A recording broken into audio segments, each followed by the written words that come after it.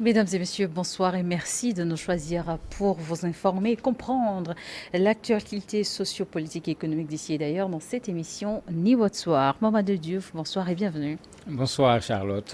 Au Sénégal, des heurts ont éclaté à Dakar entre jeunes et forces de l'ordre autour du sort de l'opposant Ousmane Sonko, dont le procès reprend demain, jeudi, hors reclus donc à Ziguinchor.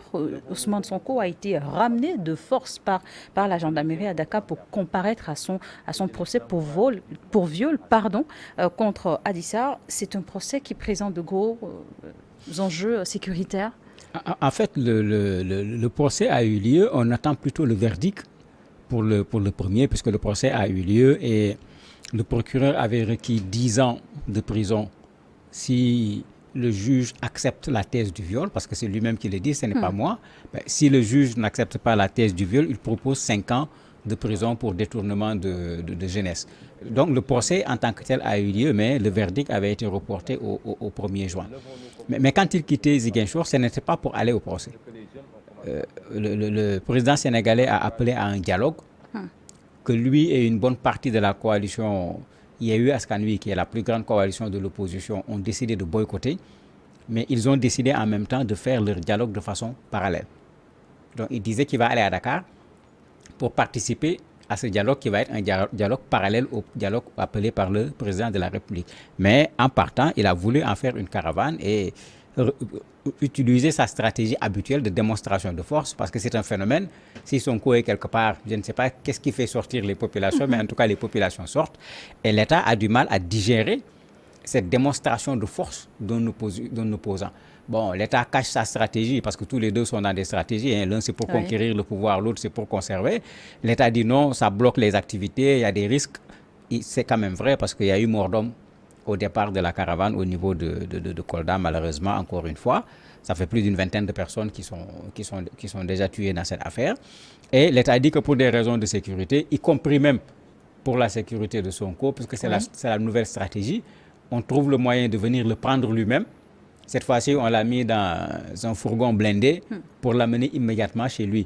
Bon, ses partisans, le parti a fait une déclaration alarmante en disant qu'il est porté disparu, il est en bonne santé, qu'on ne lui inocule pas de produits, on ne peut plus le voir, alors que bon, l'État sénégalais a déjà utilisé cette méthode. C'est la même méthode qui a été utilisée pour l'empêcher de faire sa caravane, pour l'empêcher, comme ils disent, de bloquer le Sénégal. Ils l'ont pris, amené chez lui. Ils ne l'ont pas amené en prison, ils ne l'ont pas amené dans une gendarmerie. Maintenant, la nouvelle donne cette fois, ils l'ont déposé chez lui, mais ils sont restés il est en surveillance là-bas. Donc, il est pratiquement en résidence. Oui, surveillé. Voilà. Et jeudi, est-ce qu'il sera devant les juges ou pas? Je ne sais pas quoi dire parce que avant-hier, ses avocats sont venus pour le rencontrer. Certainement, cette question allait être discutée. Et il aurait pu, comme il le fait d'habitude, prendre une position pour dire est-ce qu'il va aller ou est-ce qu'il ne va pas aller. Ce qui est sûr, c'est que pendant le jugement, lors de la bataille des procédures, les avocats avaient dit qu'on leur donne le temps, ils vont aller le convaincre pour qu'il vienne au niveau du procès. Est-ce qu'il sera là pour le verdict? Je ne peux pas le dire parce qu'il ne s'est pas encore prononcé sur la question. Et malheureusement, pour vous dire comment c'est compliqué, quand une partie de son pool d'avocats est venue, on leur a refusé d'accès à la maison. Ce qui est inadmissible d'un point de vue droit de l'homme. Il va au procès le jeudi, il est normal qu'il puisse être en situation de concertation avec ses avocats. C'est le minimum. Et c'est là où l'État sénégalais se trompe, parce que c'est ça que Sonko va exploiter après. Dans son prochain discours, il va en parler, se transformer encore en une victime. Mais c'est l'État sénégalais qui, dans sa stratégie, passe totalement à côté parfois dans cette affaire-là. L'État sénégalais a fait exactement la même erreur. Des députés sont venus pour lui rendre visite. Les organisations de la société civile, des leaders politiques sont venus, on a fait la même chose. On ne les a pas éconduits même tout simplement, c'est des gaz lacrymogènes qu'on leur a envoyés. D'ailleurs même le vice-responsable des forces vives F24 a été arrêté, Alioune Sané, qui est en même temps le président de l'organisation du mouvement Y en a marre. Donc ça veut dire qu'on est en train encore de créer une situation qui arrange l'opposant est assigné à résidence surveillée, l'État donc doit s'assurer de sa sécurité. Mais non, il n'est pas assigné à résidence surveillée. Parce que assignation à résidence surveillée, c'est la loi. Il y a un contexte. Au contexte, il n'y a rien du tout. C'est l'État qui dit c'est pour des Il y a raisons beaucoup de cours de droit dans cette affaire Ousmane Sonko. Non, mais c'est ça qui rend cette chose intéressante parce que autant l'État essaye d'avoir une attitude et de polir son attitude pour qu'elle soit acceptable, mais autant Sonko a ses avocats d'abord, mais dans son parti, il y a de grosses têtes en termes d'intellectuels, mais qui font le travail de déconstruction du discours de l'État. Quand on assigne quelqu'un à résidence, on le lui signifie en bonne et due forme. D'ailleurs, même quand le ministre est sorti, quand les gens ont évoqué cette question, il a dit qu'il n'est pas assigné à résidence surveillée. Mais quelqu'un qui n'est pas assigné à résidence surveillée, qui ne peut pas recevoir ses avocats, qui ne peut pas recevoir les députés de son parti, qui ne peut pas recevoir les autres leaders politiques avec qui il se trouve dans la même coalition, bon, qu'on nous trouve un autre mot en français simplement, mais c'est du pareil au même. Parallèlement, doit se tenir le dialogue politique voulu par le président Macky Sall. Est-ce qu'il va tout de même participer à ces assises? Non. Il avait dit de façon très claire qu'il ne part pas au dialogue. Ça, la position était claire, elle était nette. Mais sans Sonko, est-ce qu'il y aura dialogue? Bon, je ne dirais pas sans Sonko, c'est sans Sonko et sans l'essentiel de l'opposition. Parce que pour le moment, c'est Tahaou Sénégal de Khalifa Sall, le PDS qui ont accepté d'aller au niveau de ce dialogue. Ça a même créé des problèmes au niveau de la coalition Yewwi Askan Wi, qui était la coalition de l'opposition, puisque beaucoup de gens considèrent que le dialogue est une combine. On va y aller pour permettre à Khalifa et à Karim Wade de pouvoir être candidats, mais les gens craignent qu'en retour, on va accepter un troisième mandat pour Macky Sall. Est-ce que les deux en amont, ils ont exprimé leur intention de se présenter à la prochaine présidentielle? Oui, c'est déjà clair. Khalifa est candidat, Karim Wade est candidat. Mais eux, ils ont déjà été condamnés et cette condamnation de les avait enlevés de la liste électorale. Puisque c'est ce qu'on dit à chaque fois avec Sonko. Le problème, ce n'est pas la condamnation. Le problème, c'est la conséquence de la condamnation qui pourrait le rendre inéligible pour la prochaine élection présidentielle. Donc certains pensent que c'est une combine. C'est le président qui essaie de trouver une solution pour valider une fois encore son troisième mandat et en le faisant comme les politiciens savent le faire, tu me donnes ceci, je te donne cela. Et ça pose problème aux Sénégalais de sorte que le dialogue ne regroupera pas l'essentiel de l'opposition sénégalaise. Ça ne sera pas un dialogue national comme l'a dit quelqu'un, ça sera un dialogue entre le parti au pouvoir et quelques autres partis. Vous le disiez tantôt, selon le juge, si la thèse de viol est retenue, il court 10 ans de prison. Dans le cas contraire, ce sera 5 ans de prison. Mais dans tous les cas, est-ce qu'il ne sera pas privé de se présenter à ces élections? Il est déjà potentiellement privé de se présenter aux élections. Parce qu'il a déjà une condamnation à 6 mois avec sursis, pour lequel, en appel, diffamation, pour lequel les avocats ont envoyé l'affaire en cassation. Donc, la chose est suspendue pour le moment. Mais déjà, cette condamnation, si elle est confirmée en cassation, Sonko ne pourra pas être candidat.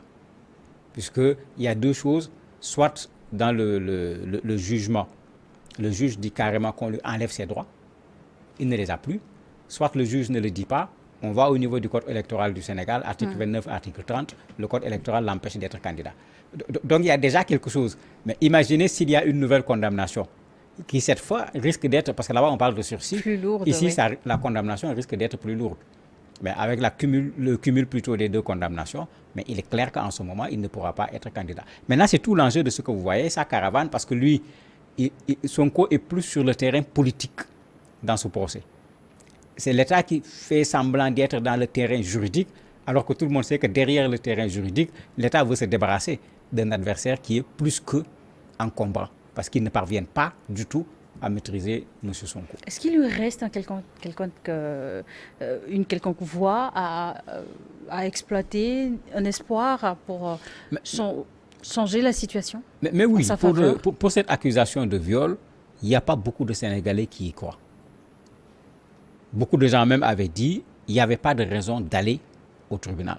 Certains disent, mais pourquoi pas un non-lieu? Pourquoi il ne va pas être acquitté? Pourquoi il ne va pas être libéré au bénéfice du doute? Parce que depuis tout le temps, les éléments de ce... Il n'y a pas un procès, il n'y a pas eu de procédure secrète ici. Tous les éléments sortaient dans la rue. Et les éléments ne permettaient pas aux gens d'être situés par rapport au viol.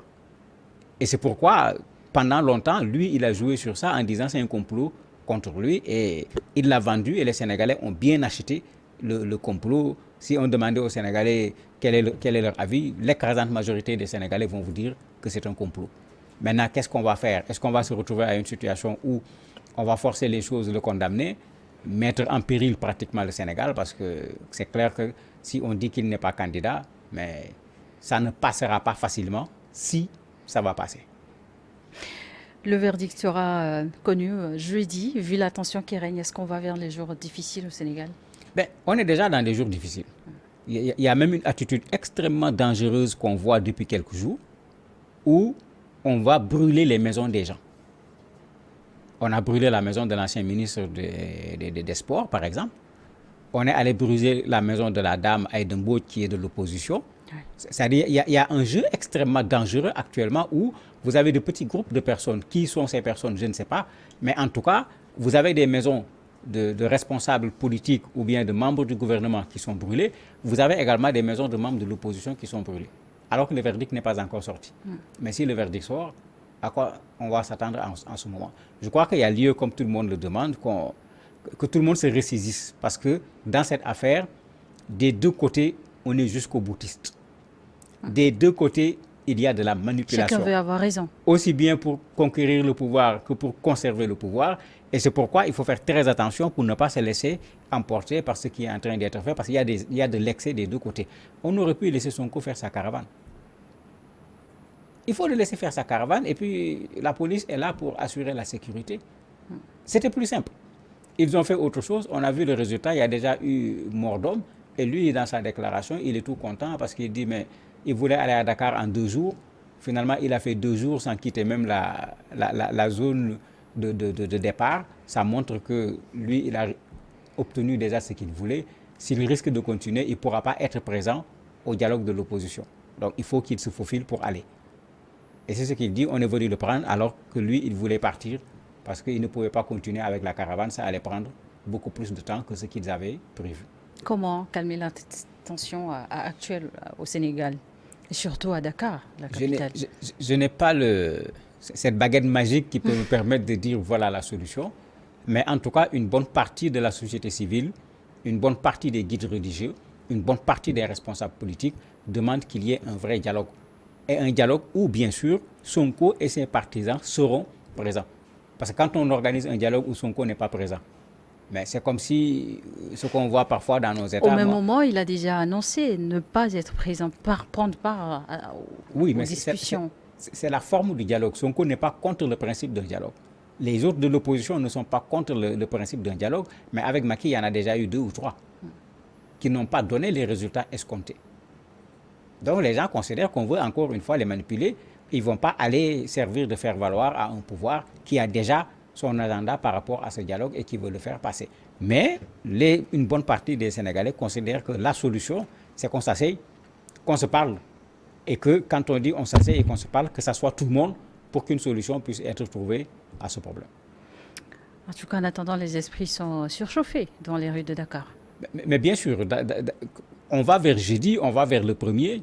Mais les esprits sont déjà surchauffés. Je me demande s'il n'y a pas eu plus de 500 personnes qui ont été arrêtées rien qu'au niveau du parti PASTEF. Il y a encore des arrestations. Chaque fois, on nous dit qu'on a attrapé un groupe de personnes qui préparaient des cocktails Molotov. On vient de dire qu'on a attrapé un groupe de jeunes qui préparaient des attentats contre des ministres, etc. C'est qu'on est dans une situation où, comme j'ai dit, des deux côtés, on va vers l'excès.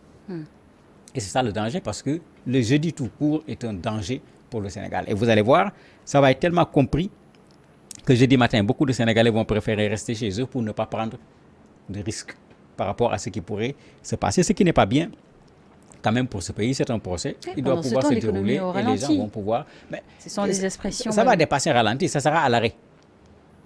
Parce qu'ici, s'il y a une condamnation, mais on a immédiatement la conséquence en termes d'inéligibilité. C'est vrai qu'il ne pourra pas faire appel parce que ça sera différent du premier procès où il avait la possibilité de ne pas être présent.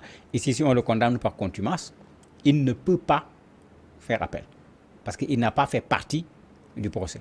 Ou bien s'il veut faire appel, il faut qu'il vienne se constituer prisonnier. Est-ce que l'opposition sénégalaise se prépare à une telle éventualité? Mais bien sûr. C'est les leaders politiques dont je parlais, ces députés dont je parlais qui étaient allés pour le voir, C'était pour discuter stratégie. C'était pour discuter stratégie. Qui pour Puisque, comme je dis, représenter la coalition au cas où il y a un combat Sonko juridique. venait à être Ah non, ah non. Au niveau de la coalition, les gens ne sont pas dans une perspective Sonko pas candidat. Au niveau de mais son c'est ce parti, qui risque d'arriver. au niveau de son parti, ils sont plus clairs. Ils ont dit que leur plan A, B jusqu'à Z, c'est C'est Sonko. Sonko. Je crois que c'est très clair comme discours. Maintenant, bon, c'est des politiques qui parlent. Qu'est-ce qu'ils ont fait autre comme agenda Après, caché? c'est à la Je ne justice sais pas. aussi de décider. Oui, en fait, le côté juridique, c'est la justice. Mais vous avez une justice qui a déjà été polluée dans cette affaire-là. Il sera impossible que la justice sénégalaise prenne une décision et que les gens acceptent que la décision, c'est la justice seulement. Il n'y a pas l'État sénégalais derrière, parce que cette bataille de la communication, Sonko et ses partisans l'ont gagné sur l'État sénégalais. On reste attentif à cette actualité qui évolue très, très rapidement du côté de Dakar, surtout au Sénégal. Merci beaucoup, Mamadou Diouf, d'avoir accepté répondre à nos questions. Merci à vous également de nous avoir suivis. On marque une courte pause et on se retrouve pour le plateau de l'invité.